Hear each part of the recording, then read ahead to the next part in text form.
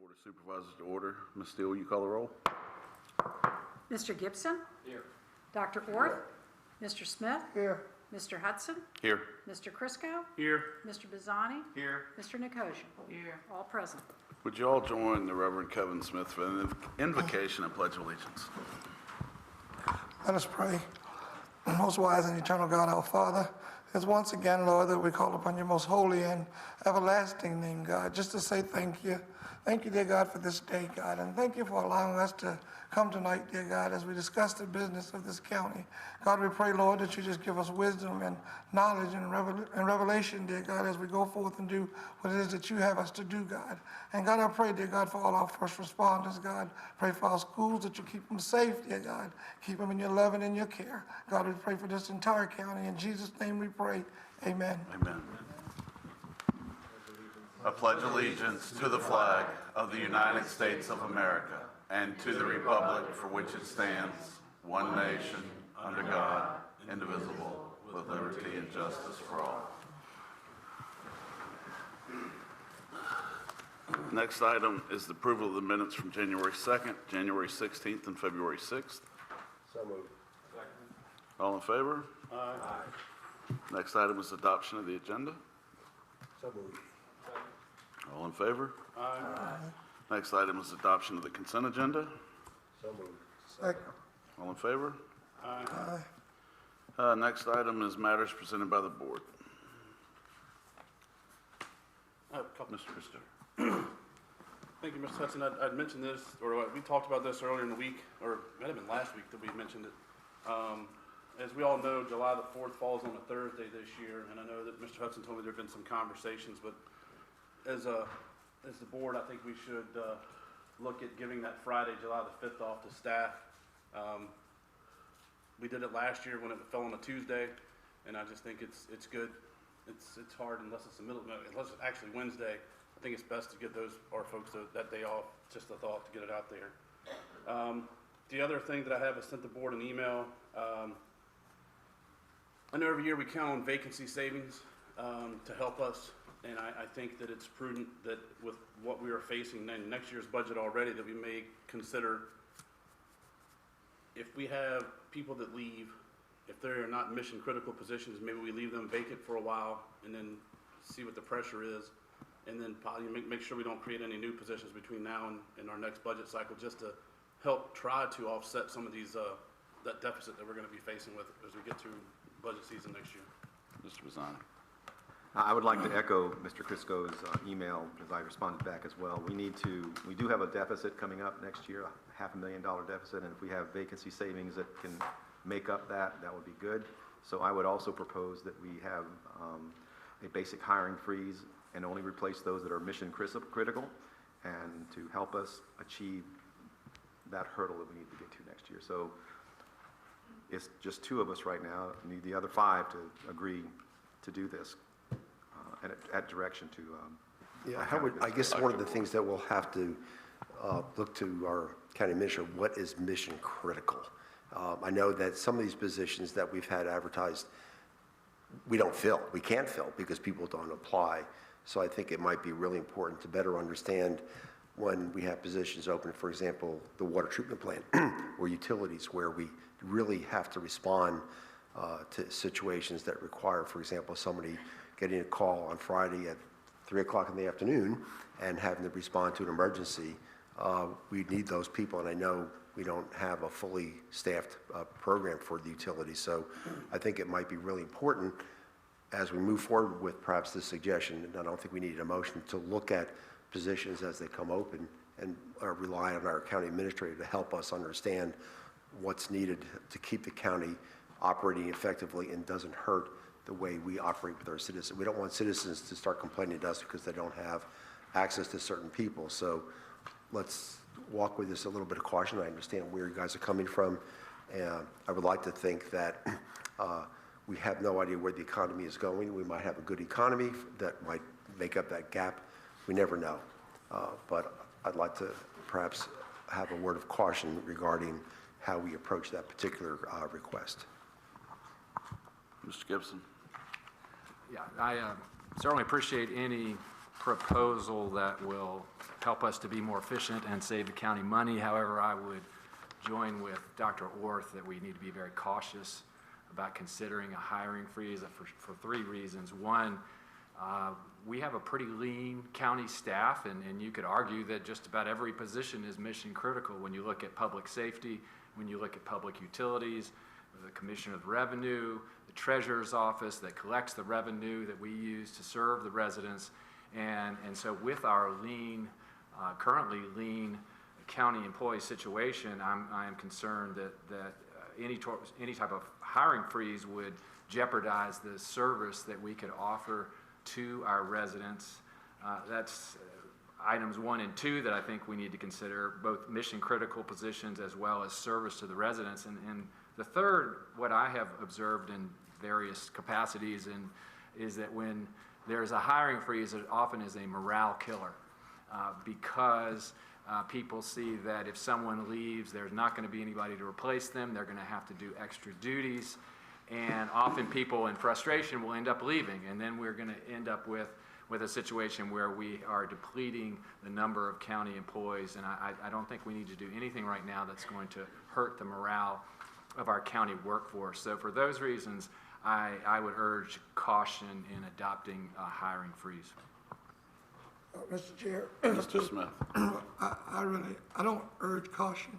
I just think it's something we shouldn't do.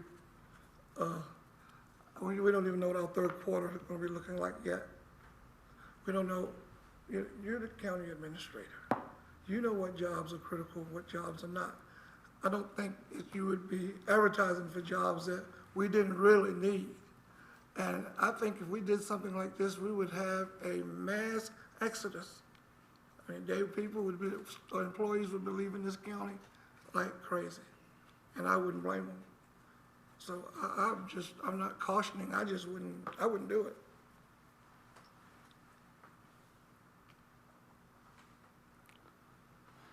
You have anything to say, Tom? Okay. I see the smoke. Two things in reference to that. One, this is, we're appreciating this week all the county employees. And then we're looking at cutting back potentially on staff, have a hiring freeze if somebody leaves. The issue with calling anything mission essential or mission critical is what might be critical to one person is not critical to somebody else. I think Ms. Steele, well, I know Ms. Steele is the county administrator. She should be making the decisions on which positions we need to hire or not hire, and that should be left up to her. And if there's a new position that we need to look at, then that's what we need to consider. As a board, I think we all just agreed in principle to give off the 5th. Is that correct? That cost the county about $86,000 that day. So if we truly, and if you think about it, it's basically $170,000 for the simple fact, is my math right? Yeah, 180. No. Basically, because the people that had off that day, they're going to that had already planned their vacation are going to leave, have an extra day of leave. So then you're going to have that day is unproductive for the county, and then potentially another day that's going to be less productive because they'll have an extra day of paid time. So I mean, if you look at it that way, we've just said, yep, let's get rid of $86,000 of the counties, but we need to look at vacancy savings and everything else because we're talking about a $500,000 shortfall next year that we were aware of before we voted on the budget. So I think we need to follow the budget as it was passed and see what happens from there. Dr. Orth. One small comment, and I don't mean to kick a dead horse, but we are going to hire a fraud investigator for social services where the FBI or our own county law enforcement could handle that. That to me is an unnecessary position. We knew that going in, and I reiterated time and time again that we should not have hired another person for that position. But that is another $80,000 to $90,000 that we're going to spend needlessly. Thank you. Mr. Bazzani, it's $40,000. Either way. Dr. Orth. Yeah. Again, a point that Mr. Gibson made about morale, although I don't want to belabor the point, morale is an important issue, and anyone who has been in charge of people know what it takes to keep people motivated. And I think our job, while we don't directly supervise people, they look to us for leadership, and that leadership is really, really important. I look back at my background and how I came from working by myself as a PhD and then having people making lots of mistakes and having hurt some people the way I treated them. My life turned around when I took an administrative position, and my father-in-law paid for a course in how to win friends and influence people. And I took that course, and it made a huge difference. And even though I still made mistakes, I learned very quickly how important it was for the person in charge to be a leader and how you can motivate people in particular jobs more than anything else, whether salary or not. They look to you for leadership, and I think we are the leaders of this county. They look to us, and I like to think we are effective leaders, and we have a family that we need to really be careful with, because there are not many members out there that we can attract to this county. It's just the nature of the beast. So I'd say again, caution's needed. Again, we don't know what the economy is going to be like. 4 years ago when the COVID hit, we were speaking doom and gloom. Things didn't happen as badly for our county as others. But, we just don't know how the economy is going to fare. Fortunately for us, our county's growing. We have a very stable, population base. We have a good economy. We have a great retail. We attract people from other counties that spend their money here. So I think watching our budget very carefully as we have, but even more carefully now that we know what kind of a deficit we might end into, then let's just watch it. Ms. Steele. Excuse me, I'd like to reassure maybe the public who might be listening, as well as to make sure the board is fully understanding that we have been operating under a soft freeze for so many years I can't even remember when there wasn't one. So the county administrator has to approve every single refilling of a position. And every single time someone leaves, we do, sometimes it's quick because it's common sense, other times it takes weeks to study. We look at the opening and determine, can it be not filled? Should it be filled differently? For example, you all know that with the changes that we made, our second in command at Parks, Rec, and Tourism became the director. We are just now, even though that was months ago, we are just now advertising that position, which we modified. And so every single time we're looking at how can we get more bang for the buck and how can we be more efficient. And we don't just do this when people leave, but I don't want anybody to think, oh, there's an automatic rubber stamp. Those positions are not filled until the signature goes on the line, and again, we evaluate them very carefully.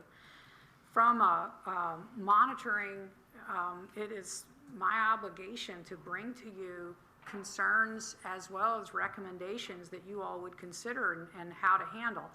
If it turns out that things are not going where they are supposed to because of revenues not being as high or expenses being over, then I'm going to be bringing proposals of whether that would mean a furlough, whether, whatever it would mean.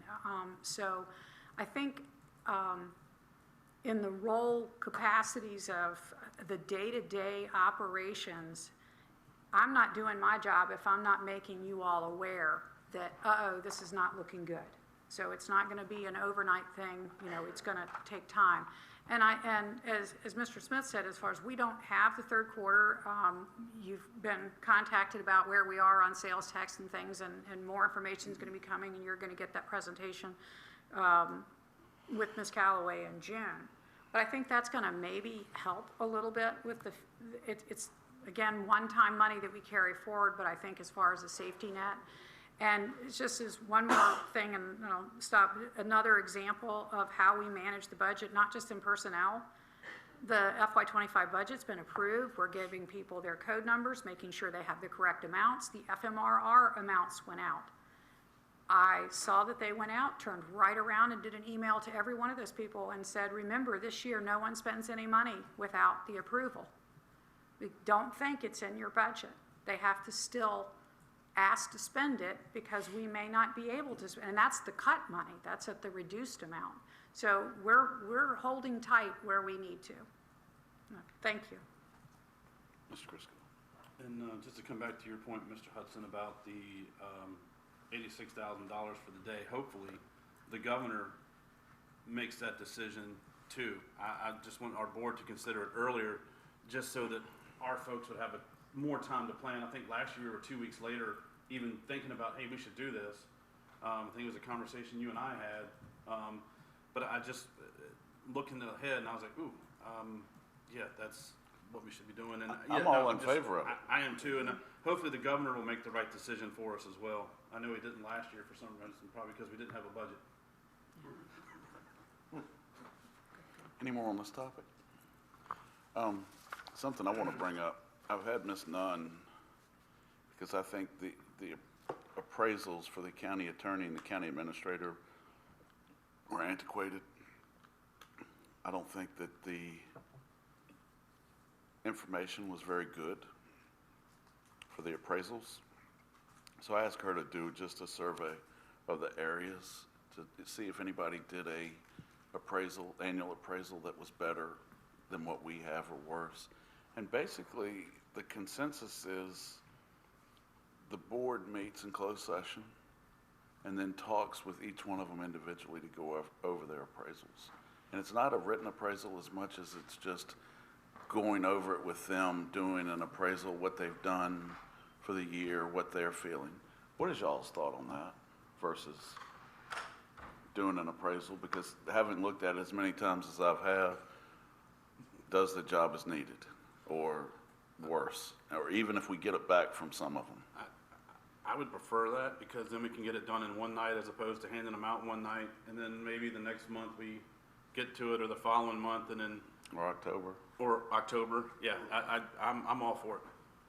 That way we can get it done before July 1st. Is there a way to do it electronically like we do at CNU when students evaluate professors? They go online, they do an IDA survey that says rate the professor.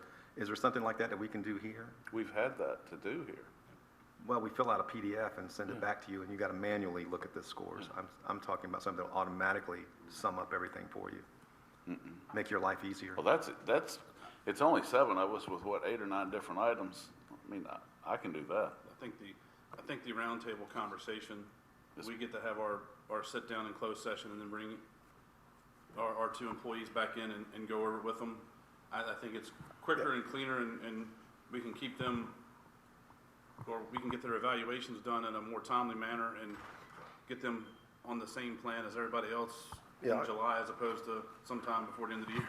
Yeah, I would back that plan also. That, I think timeliness is really important.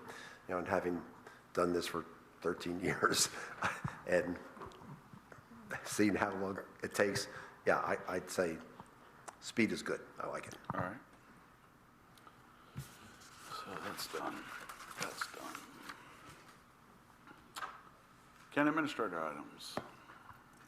Thank you for mentioning the Public Service Recognition Week, and also thank the chair for making a welcoming video to start the week off. And I just want to publicly say that we appreciate our employees, and we're having a lot of fun with activities this week. And we had a very successful food truck out that employees could go out and purchase their own lunch on Monday. We'll be doing that again tomorrow. And weather's not cooperating, so we're postponing our picnic until next week. And if you haven't heard, at least 2 of us, but maybe it'll even be a third with the change in schedules, are being pied. So if you want to come by and see George and myself get pied by a winning employee, it's all in fun, and the employee who wins the drawing gets to take a pie home too. So What's that date? It's next Wednesday, and if you come through, you know, if you're trying to get more raffle tickets, we'll be watching that. Mr. Wilmot, What? you look like you could be pod. I should be pied. I think it's a bad idea, so if I won, I wouldn't pie. We're not talking about you pine. Well, liability, it's a bad idea. Well- It's like when I was in Hopewell, the the city manager wanted to do a demonstration of tasing in the chambers. What an idiot. No. No, we think Well, you I will should tell get- you that we went with paper plate pies. Pie tasting. Well, it's a little different, but someone could get hurt. So if I win, I'm not gonna do it. I'll We were take the thinking about pie, you being one of the losers. and I won't let anybody else do it. Well, I don't mind. You can hire me all you want. You do it all the time. All right, anything else, Ms. Steele? Okay, next item is scheduled presentations. It's a quarterly update from VDOT, Mr. Lee McKnight.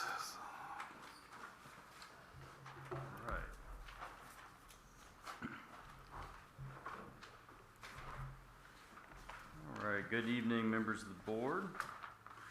My name is Lee McKnight. I'm the residency administrator for Saluda Residency. I'm here to give a quarterly update. There's a lot going on. We're in construction season here in Gloucester, so we've got a lot going on right now. Start things off, Fiddler's Green, right turn lane, that signal work is still pending, Mr. Chriscoe, but we will get that done, I can assure you. We're about to start up on the Rural Rustic project on Bonneville Road in Guinea. As a reminder, that's hard surfacing of a previously gravel road. So that work should be getting going here shortly this summer, and that's a relatively short road, so it shouldn't take very long to complete that work. As many of you might be aware, Route 216 Guinea Road, the turn lane project, that is ongoing. If you're not aware, there is going to be a traffic switch to occur tomorrow, actually, at 9 a.m. They're going to close one of the left turn lanes off of 17 onto Guinea Road, and there will be additional green time added to that signal for those left turns. There still might be some backups on 17, so just be aware of that, but we'll be monitoring that intersection very closely to make sure that everything's flowing as well as it can be. And the lanes on Guinea Road, they will be shifted, but all the lanes will be open, so you'll still be able to make the right turn lane, right turn, and then the through left. Asphalt paving, that's ongoing countywide. From what I've seen, I've been very pleased with the product. Route 602, for example, Burke Mill Pond, that road turned out very, very well, so I'm very happy with that. There'll be additional routes throughout the county, and some Cape Seal routes as well in subdivisions throughout the county. Some bridge projects in the next 24 months. One major bridge, Route 314, Burke Mill Stream, that's at the county line of Gloucester Matthews. That bridge rehabilitation construction should start tentatively for late summer, so be on the lookout for that. Woods Crossroads, 17 intersection, always on my mind, Mr. Gibson. The preliminary engineering for that design phase is ongoing. Public hearing is expected to be held this fall. When you get that date, can you share that with us? Yes, sir. Thank you. Yes, sir. Some supervisors' requests, and I have quite a few here that I wanted to touch on. Route 662 Almondsville Road. We have reviewed that road for flooding and the pavement conditions, so there is some pavement work that needs to be done on that road that will hopefully alleviate some of the flooding as well, at least initially. That work should be done this summer. We did review Sewell's Drive and Emerson Lane, Dr. Orth. I think we contacted you about that with the four-way stop, and that did not meet MUTCD warrants for posting. We did review Route 707, Yacht Club Road, for drainage concern on Parker Place, which is a non-state maintained road. I have contacted the citizen in regards to that concern. Route 646 Jenkins Neck Road, there was some drainage concerns. We did meet the citizen on site. There will be some maintenance of the ditches along that road, especially going back towards Big Island. And there will be a pipe replacement in that curve. I don't know if there was a pipe there at some point. It's either disintegrated or it's buried so deep, but we need to replace that pipe there to get that water moving. I want to interrupt because Sure. this does relate to something that I brought up previously at the board meeting. It does touch base with Almondsville Road, but also the Jenkins Neck Road and Mr. Bazzani's district, because I also met with the citizen at the end of Jenkins Neck Road, and having looked at the tides, I have been watching them very carefully, and the tides, the number of times the tides are exceeding this 3.2 level has been increasing. So these roads are getting inundated more and more and more. We had last week tides that were pushing above 4 feet, so we had, in some places, roads had almost a foot of salt water on the road.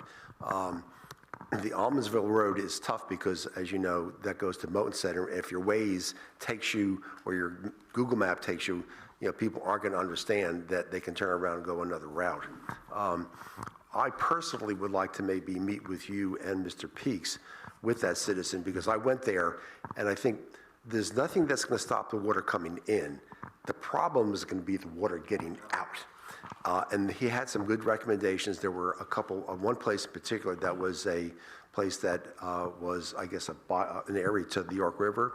But would it be possible for me to get with you and Mr. Peaks and maybe Mr. Bazzani's district for that Jenkins Neck Road to look at that carefully and see what you're planning on? Because when I was there, the tide had already gone out, but there was still 6 inches of water, and I saw a school bus come through and saw the wheels being drenched in salt water, and I can't imagine what that's going to do to the brakes. Sure. And like I said, the number of times that our tides are now exceeding this, well, I wouldn't say it's a magic, but just something I look at carefully because it does affect an area where I want to go fishing. If it goes above 3.2, I'm not going to take my truck down this road because it'll get full of salt water. But it influences the citizens that live there. And if we could figure out some way to get that water out, because it's going to always come in, it's getting out, that's a problem. So if we could make some room for your schedule, maybe after this, we could just email back and forth, find a time that's amenable to you and Mr. Peaks and maybe Mr. Bazzani. He doesn't have to come to Almondsville Road, but I know I've talked to the gentleman, Mr. Gunn, who has that business down there, and so there might be some things he would like to consider. So I personally would like to take, because I promised that citizen, Mr. Bazzani's district, I would, really look after this, and I want to make sure, because there are a lot of citizens that live on that bend. I don't know how many, but it's quite a few. And then again, school bus. Yep. Okay. Absolutely. Okay. I'll be sure to send you an email and set that up. This is the area on the bend, right? Right, yes. Well, but Jenkins Neck, that whole road on a tide of about 4 feet, which is about 0.8 feet above that 3.2, that whole Jenkins Road is going to have salt water on it. And that's a pretty bad area to go through just to get to your home every high tide. And I think specifically on Jenkins Neck, in that curve, water was getting trapped on the, I guess, the river side, so to speak, and it couldn't get over to the marsh side. So that's something I think we can absolutely But there's an access point there that somebody built up again, and that access point used to be open, and I think that needs to be redone so that the water can get out that way.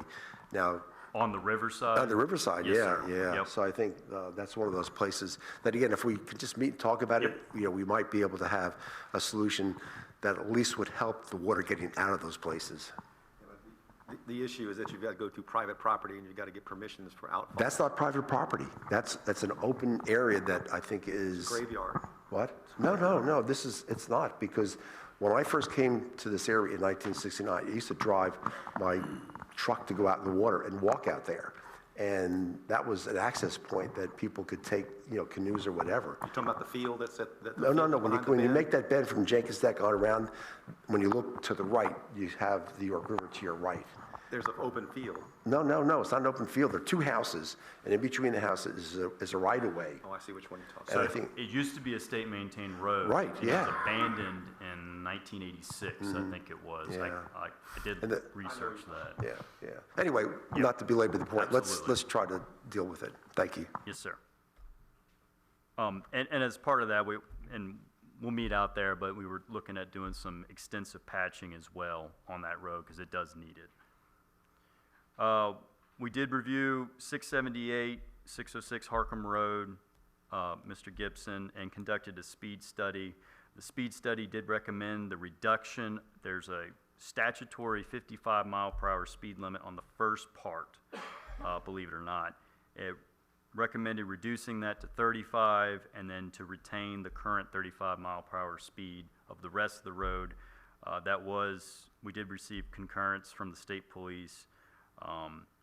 And we are working, we're going to be working with the county for possible installation of children at play signage along that route at the request of the citizens. And I think that is all my supervisor requests I have. I'll be happy to take any questions at this time. Mr. Bennett, I know I called you a while back, and I know it's been an ongoing issue with Lorelei Lane and some of the flooding, from rainfall flooding up there with the new ditches that were put in and culvert pipe. Do we have any resolution, or do we know what we're going to do up there? There were some pipes that need to be cleared, so that they have been scheduled, and we will clear those pipes to get that water. When we have 3 mowing scheduled, when will they start? So typically towards the end of May, beginning of June is the first cycle. Okay, and we'll have 3, correct? Yes, sir. Okay, so my second point here. So at the previous meeting that you came to, I mentioned about orange blinking lights that allow people to make a left. Now, I have gone up and down 17. There are 19 stoplights in Gloucester.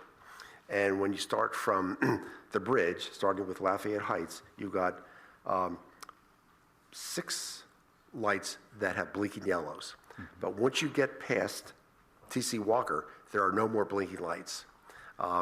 And at one of our recent transportation meetings, I asked, well, what are the rules governing when a light can be blinking or not blinking? And so literally we have 13 lights in Gloucester that I don't understand why most of them cannot be blinking. I know the ones that have 2 lanes can't, because I think that's a requirement. But there are a number of lights, I know even in York County, that I ask, gosh, they're blinking, and they are in pretty congested areas. So can we get an idea, what is the rule for when a light can be blinking and not blinking? So the ones that you see currently, they're retrofitting old, if you remember, they had the old, what I call the doghouse signal. So Right. it had the side-by-side and one on top with the solid green globe. The ones that were installed are retrofitting those. So it's a new standard with the blinking yellow. Just makes more sense, I guess, when drivers see that they need to use caution when it's blinking instead of just charge out there. If there's an intersection or a signal that you think would benefit from that, that doesn't currently have it, we can review that intersection. I guess 13 of them. It sounds like we got some work to do. But it's based on, like you said, what's currently out there, how many lanes, turn lanes there are, what the sight distance is. That's a huge part of it. If you don't have the sight distance, you can't do it. So, sure. I'll send you the spreadsheet and I'll give you my thoughts on perhaps what lights could be blinking, because, for example, let's see, the one, Belroad Road, I mean, there's quite a bit of sight there that, people could see. It's just that, it makes people moving, around this area much easier. I mean, the lights up at the point, those 2 lights, I mean, that's the most congested area with people just zooming down the bridge, and they're blinking lights. Yep. So I will annotate this list and give you some idea what I think could be or should be blinking lights. Perfect. Great, thank you.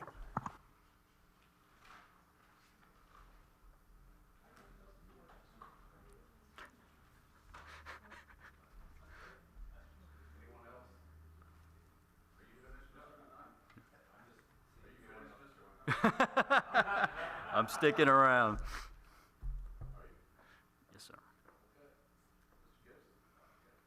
Thank you, Mr. Chair. All right, so I'm going to start off with the positive.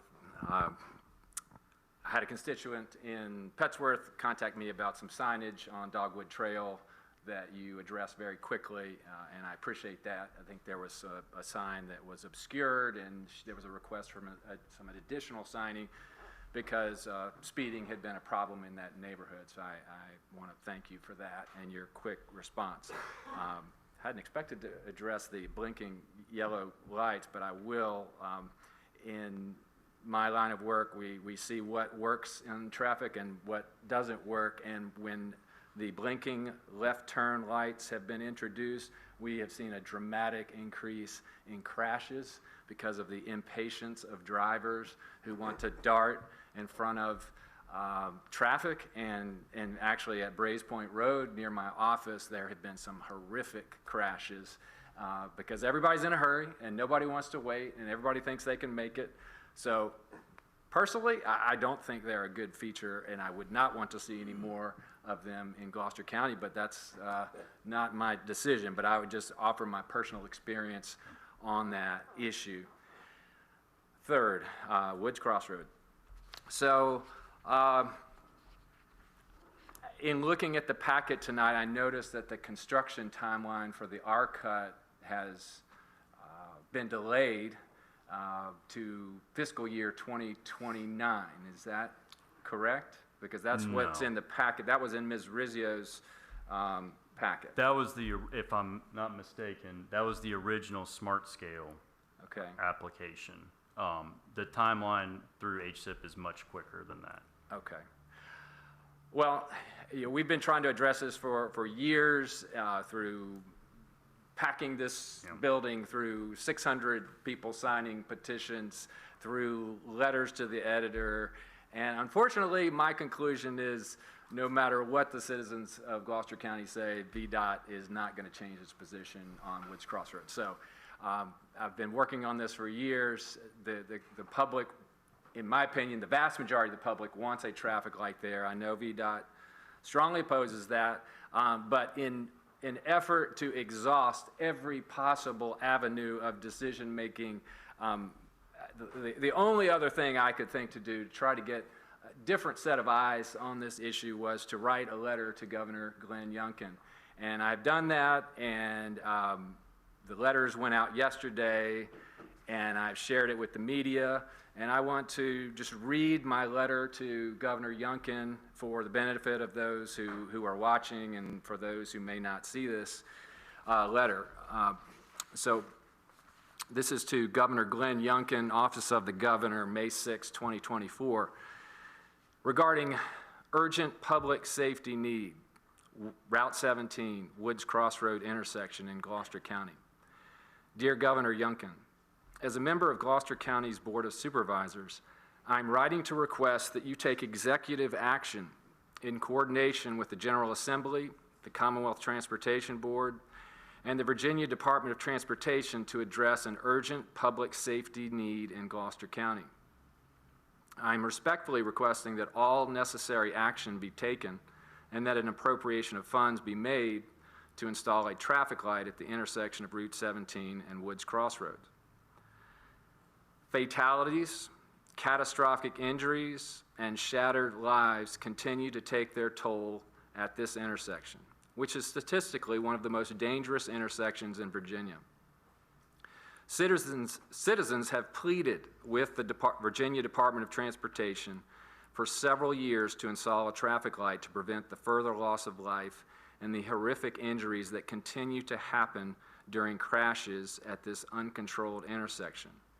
Hundreds of citizens have voiced their urgent request to install a traffic light at this dangerous intersection by signing petitions, by writing letters, by speaking at town hall meetings and meetings of the Board of Supervisors. VDOT officials acknowledge that installing the simple, time-tested solution of a traffic light at the intersection would decrease the number of crashes, that it could be constructed quickly, and that it would cost approximately $1 million. Despite all of the advantages of improved safety, quick construction and low cost, VDOT has refused to construct a traffic light based on traffic count data and a confusing maze of bureaucratic regulations that prioritize engineering formulas over common sense decision-making that would save lives and protect citizens. Instead, VDOT insists on pursuing the trendy, flavor of the day proposal of constructing a restricted crossing U-turn, an R-cut, at the intersection, despite heavy public opposition. The R-cut proposal would cost almost $4 million more than a traffic light, and the project would not be completed for almost 3 more years under the current construction timeline. The brutal reality is that more lives will be lost, more catastrophic injuries will occur, and more families will be destroyed by the ongoing delay caused by VDOT's insistence on pursuing a controversial project that will take years to build and cost taxpayers millions more to construct than the simple, expedient, and cost-effective solution of a traffic light. The citizens of Gloucester County are tired of seeing the steady drumbeat of headlines announcing traffic fatalities and serious injuries and pictures of mangled vehicles like the ones below from this intersection. And in the letter, I include a headline and a portion of the article and a photograph of a vehicle with a crashed motorcycle in which the motorcyclist lost his life. It says, headline, motorcyclist killed, passenger hurt in 3-vehicle crash in Gloucester County. Dateline, October 29th, 2023. Gloucester County, Virginia, Wavy 10 News. 1 man is dead and a woman is in serious condition after a 3-vehicle crash in Gloucester County Sunday afternoon, police say. Virginia State Police responded to the crash scene around 12:20 p.m. on Route 17, George Washington Memorial Highway at the intersection of Woods Crossroad. I ask that you take immediate action to address this urgent public safety need in Gloucester County, and I look forward to your response. I have copied the Secretary of Transportation, Shepard Miller III, members of the Commonwealth Transportation Board, VDOT Commissioner Stephen C. Brick, Congressman Rob Whitman, Senator Ryan T. McDougall, Delegate Keith Hodges, VDOT Fredericksburg District Engineer Marcy Parker, and Mr. McKnight. And I'm hopeful that with this letter and those copied, that someone will look at this intersection and decide that the simple, most cost-effective option to quickly address this situation will be undertaken. Thank you.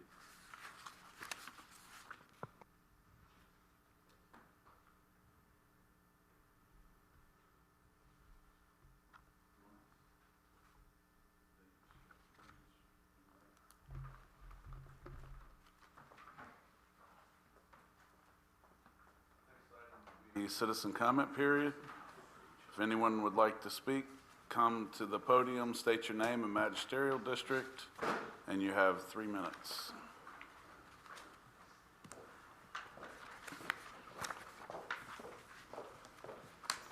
Patty Brandt from the Petsworth district. You guys might remember me from not too long ago. I was pretty irate.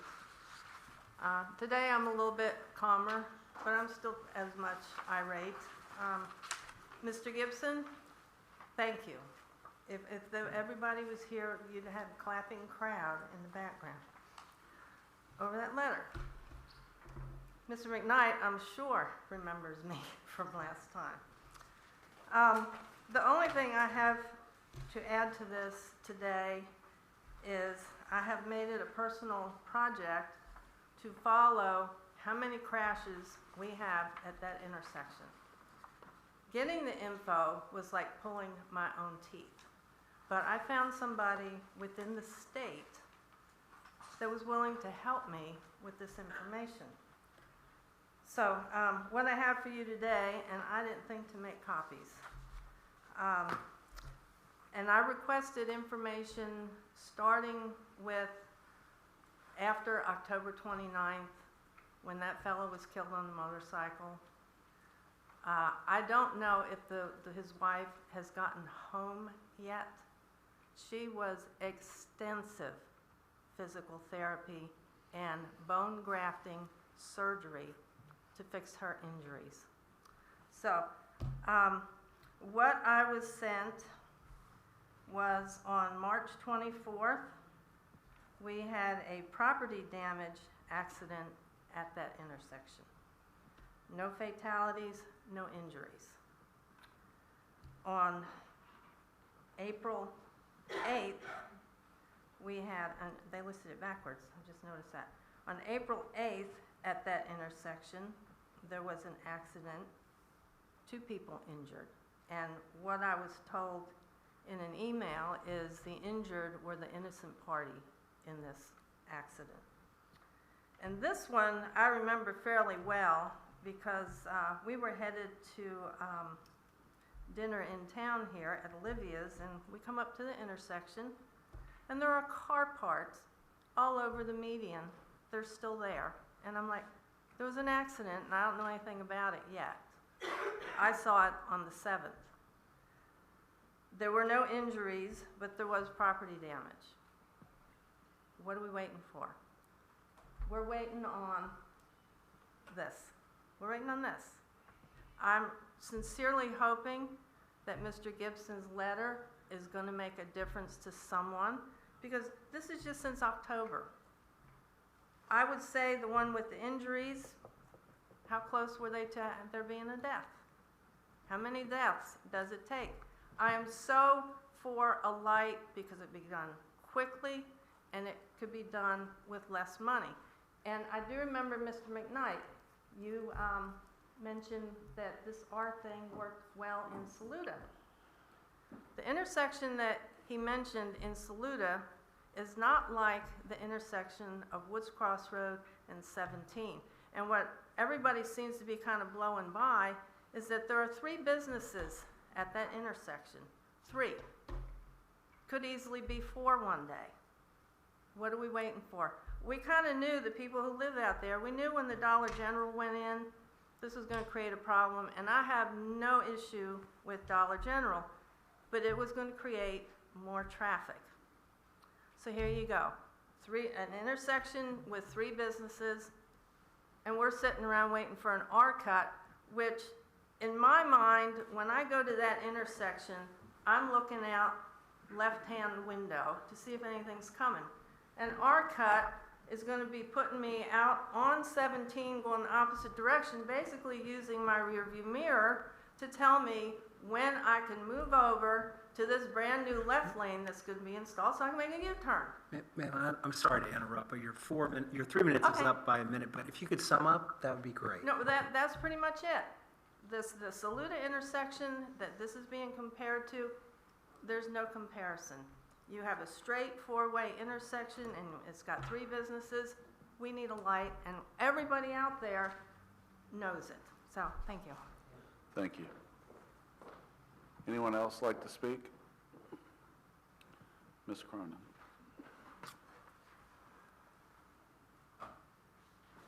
Thank you, Mr. Chair. We had 2 comments submitted from Madison Vaughn in the Abingdon district.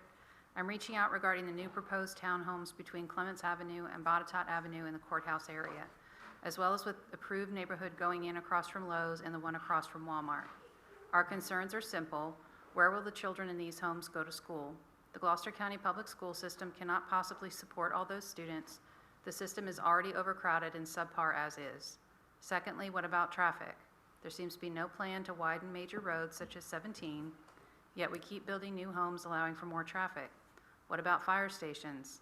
Gloucester cannot possibly continue to operate on a volunteer basis only. Grocery stores.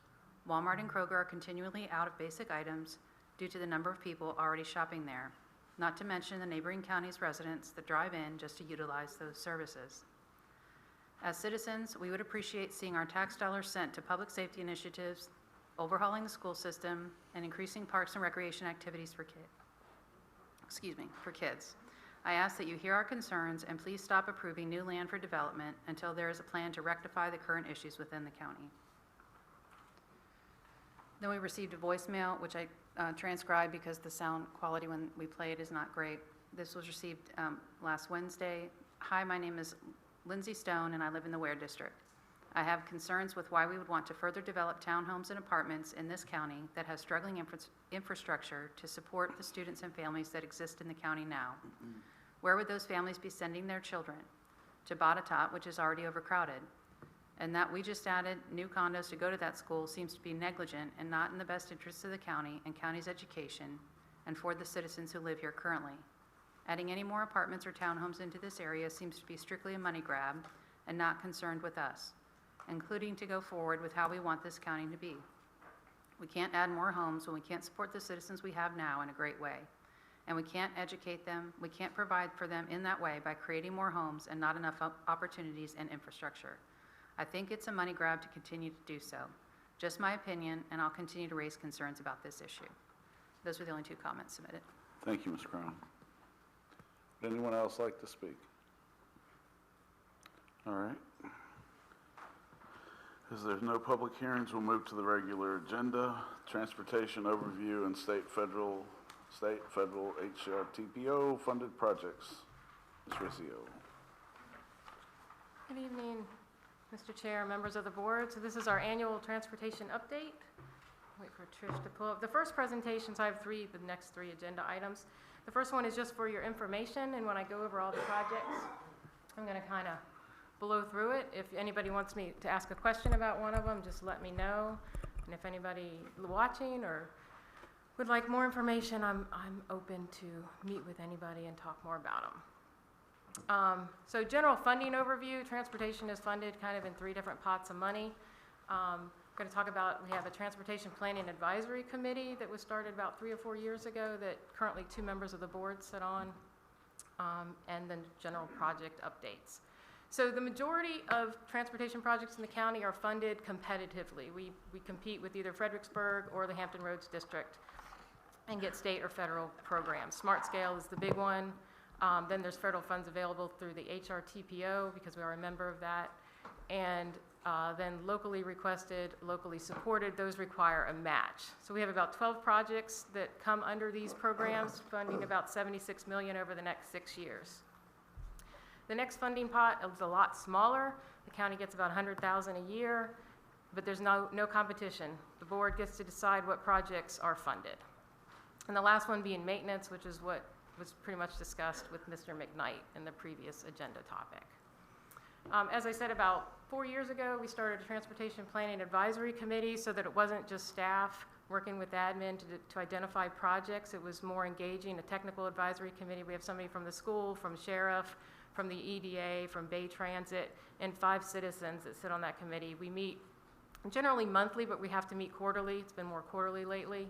And it's that link between the citizens and staff, and it's advisory committee to the county administrator, and they review and provide input on projects. We had a planning study done for the Warehouse Road bike ped plan. It had been in our comp plan for some time. We didn't know if it was feasible or not, so we had identified some funding through a grant to look at that. So the committee really helped that project is not moving forward. It was determined not to be feasible and not really desired. So the majority of funding, again, is competitive. This is just a map for the 2 on the left, the Smart Scale and federal funds to the HRTPO. There was no local match required. However, for the locally requested, locally supported, there is. The TAP program, which funded the sidewalks out here, is a 20% match. Revenue sharing is half-half. And then there's a new one, Safe Streets for All, also requires a 20% match. The county typically doesn't rely on that too much. Currently, we have 8 road construction projects. They're identified on the map on the right. You see a lot of them are focused in our village areas or more developed areas of the county. And we have 4 bike ped projects, again, kind of in our more urbanized areas of the locality. And we have bike ped in those areas. This is a map that the Middle Peninsula put together in GIS through a program they identified to help localities find those projects that would be funded in various grant programs. And so this is over the last 6 years. So you see in our village areas is where a lot of the bike ped crashes happen. So now into the projects. Guinea Road, under construction. I think I started talking about this in 2018 when I started transportation. It's finally under construction, so it takes a while to get these things done. But yeah, having a dedicated left turn lane. This is a HSIP project addressing merging conflicts in Sutton Road and 17B that they had the public hearing held in June of last year. Going to be constructed in fiscal year 26. This is being combined with the Smart Scale awarded project last round for TC Walker, putting an offset right turn lane there. There currently is no right turn lane. So that again is programmed for 26 construction. This is a project that has been around for 20 plus years. It's a bike ped facility that will go from Main Street to Beaver Dam. There's been some funding on it for a while. We're finally getting that funding to good use, and there's going to be a sidewalk installed from Main Street down to Wyncote.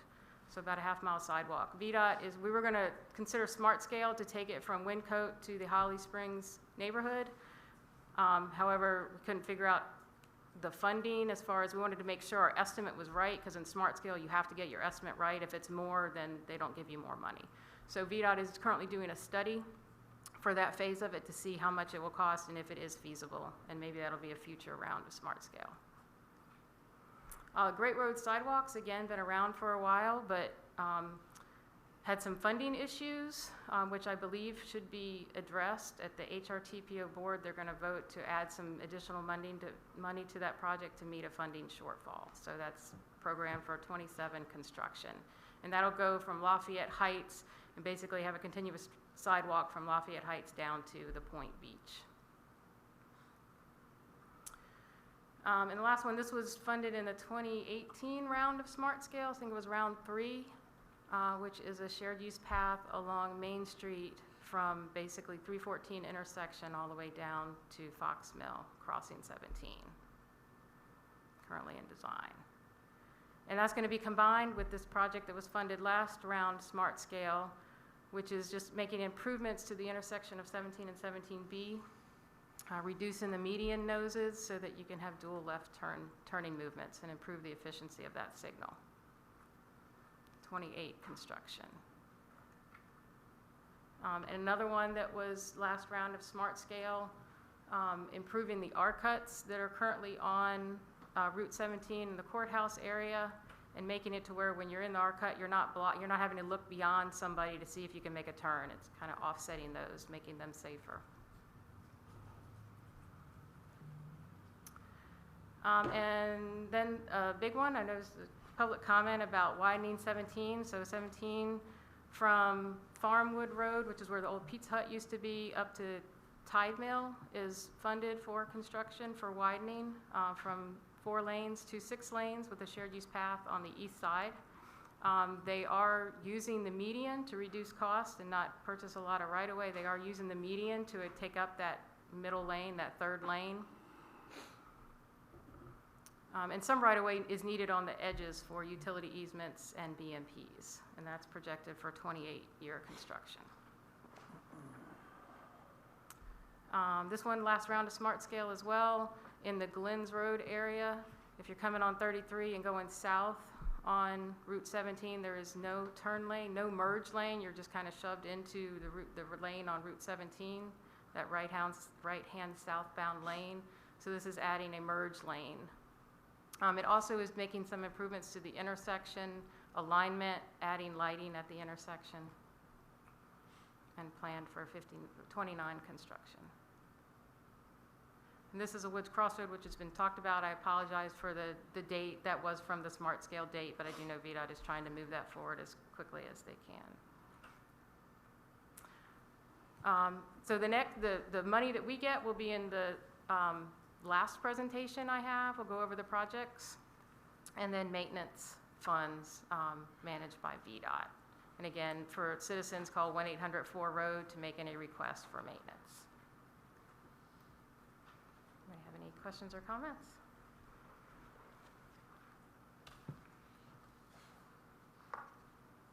Nope. So we're gonna go on to smart scale. Next one.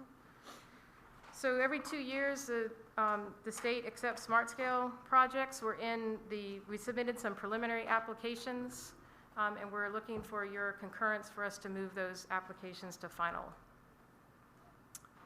So I'll give you the results of round 5 and then the round 6 proposed projects. So last round, we were able to apply for 6. Each locality gets 4. We used the Middle Peninsula PDC to apply for 2 of them. 4 were awarded the Woods Cross Road because of the strong not support for the arc cut and the light. That one was removed from the smart scale program. And the 2 at the bottom, shared use path along Route 17 in the courthouse area was not awarded, and Providence was not awarded. We are proposing to recycle those back into the next round. Providence came pretty close to being awarded last time, but was not. And we're making some changes to the shared use path. So these are where we're proposing the smart scale projects. A new one is because of funding constraints, we had to reduce our widening of Route 17 that was supposed to originally go all the way to Guinea Road back to Tide Mill. So we want to apply for smart scale funds to continue it from what's currently funded from Tide Mill or to Tide Mill all the way up to Guinea Road. And we're considering a new project at Belroy and Route 17 that I'll show you what we're proposing. The shared use path in the courthouse area, we're proposing to really limit that scope, and then the Providence Road. So the widening, not much more to say. They are, and the good thing is because they were developing this, we were pretty able to easily submit for smart scale because the plans were already pretty much developed going all the way to Guinea Road. Again, utilizing the right-of-way that is available. So the large green space areas in the median, when these widenings happen, will be limited. There will still be green space, but it won't be as expansive. So I'll spend just a little more time on this, Belroy Route 17 and Belroy Road. So to address its V-Trans need, every smart scale project has to address a V-Trans need for safety, congestion, or another element. It extends the left and right turn lanes on Route 17, makes them longer. It restripes the Belroy Road on the east side so that there is a dedicated left turn lane. Now everybody just stacks up, and whether you're going right or left or straight across, you're kind of in that same row. So they don't need to add any pavement, they're just proposing to restripe it to have a dedicated left turn lane and a through right. And then on the other side of Belroy, restripe the west side and add a short dedicated right turn lane. So right now it's through and left and then a right. So this is proposing to have a left, a through, and then a short little right right here. And they do traffic counts when they do these studies to determine what is needed, how long the bays need to be. Another proposed project is the one that we are recycling. Last round, we applied for the shared use path to go from connecting to our currently funded shared use path on, would be the north side of Main Street, and connect down along the south, and we took it all the way to Short Lane.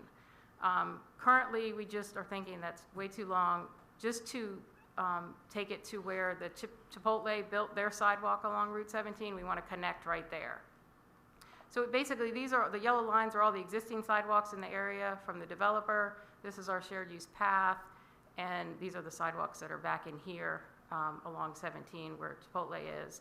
So we want to basically make this connection on the east side of Route 17 around, so you can actually make a loop. There have been, or one or two, I know there's one pedestrian fatality where you have the hotels on one side of 17, and then you have the restaurants and Fox Mill Center on the other side, and people are actually trying to cross, and there's no facility to cross.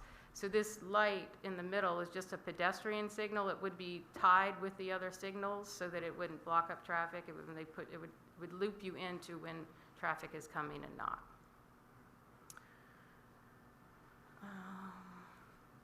And then the last one is Providence Road right turn lane. This is also on our secondary 6-year plan to implement.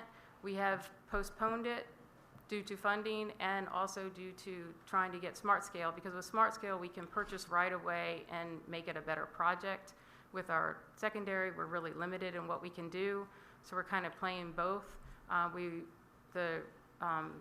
Lee maybe can answer any questions you have about this, but he was designing and developing it, and that we have about $250,000 in our secondary 6-year plan identified for this, and it's going to be more like $400,000 to do what we want to do. And that is basically having a dedicated right turn lane and then a through and left. That may not even be enough because they're running into stormwater issues. So we're wanting to push it forward for smart scale. As I said, it came pretty close to being funded last round. If people don't submit a whole lot more, it may actually get funded this round. And we are working with the developer who's doing the Cara lot across the street to make sure whatever he does aligns up with either our secondary or our smart scale project, if possible. So those are the 4 projects we would like to push forward. That maxes out our application. Does anybody have any concerns about any of these? Okay, so I'll be back to you in July, probably for a resolution of support for these 4 projects. Can you just do it at the planning? The joint meeting for planning? Joint meeting. The resolution or joint meeting on June 6th? Yeah, I could see about that.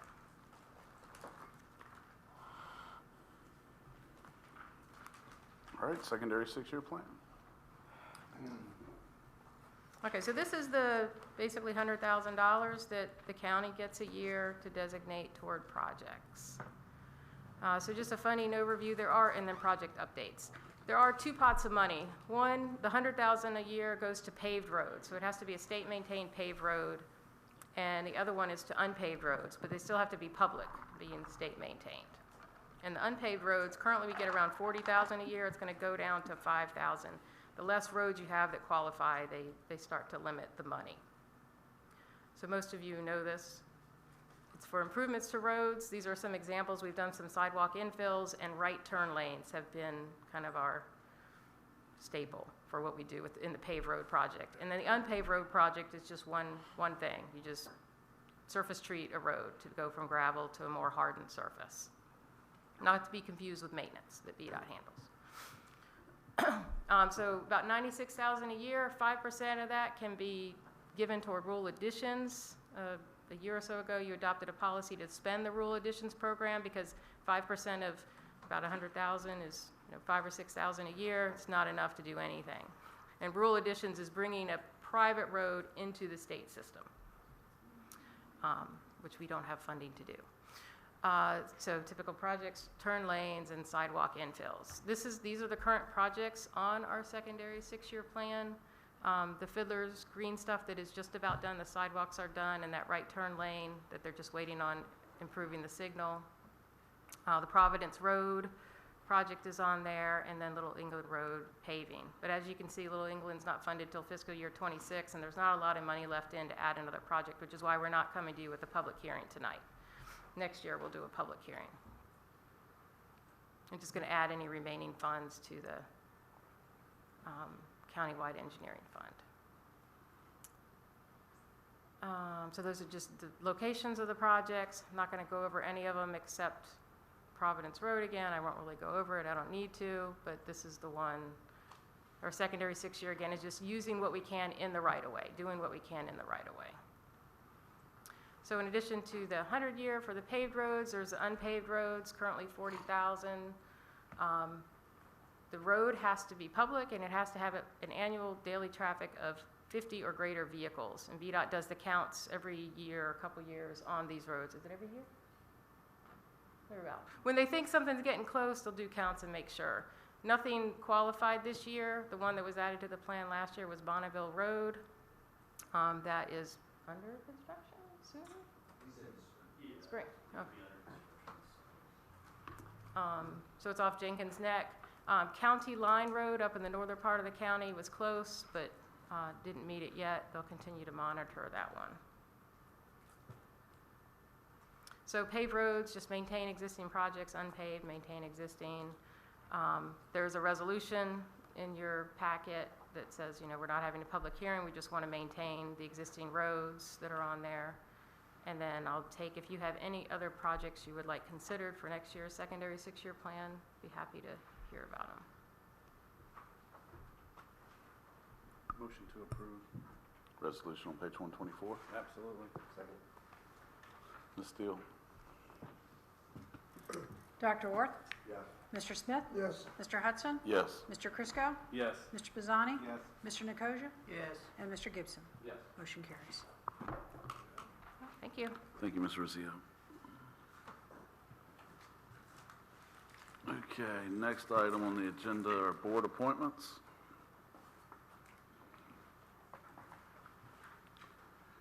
We've got a list of people that would like to be reappointed and can be reappointed. I'm just going to read the list. If anybody has issues, let me know. Robert Iderson on Board of Zoning Appeals. Chris Colley on Community Policy and Management Team. Mr. Gibson, do you have anyone for Historical Committee? I have a lead on the historical committee, and I hope to have that person in line by next month.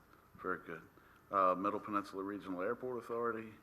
Staff rep is Sherry Spring. Ms. Steele is alternate. Kenneth Richardson, the Planning Commission's rep to the Parks and Rec Advisory Committee. The Planning Commission, James Gray Jr., Doug Johnson and Natalie Johnson.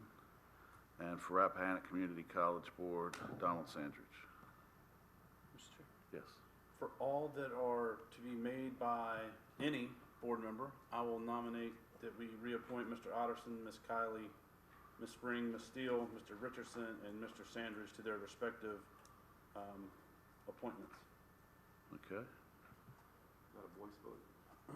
Well, we've got two more. Y'all do the other ones you gotta do.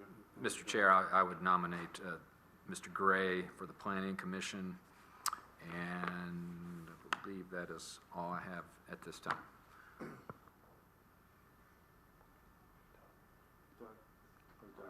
Nominate Doug Johnson for Planning Commission. All right, and Natalie Johnson for Planning Commission. So do we have a second for all those? Second. All right. You seconded all of them? Yeah. Okay. All in favor? Aye.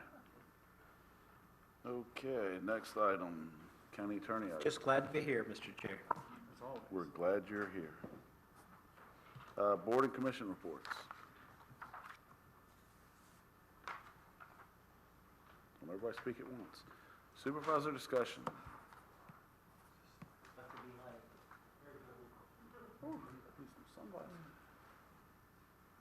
Okay, there's no closed meeting. There's only one other item.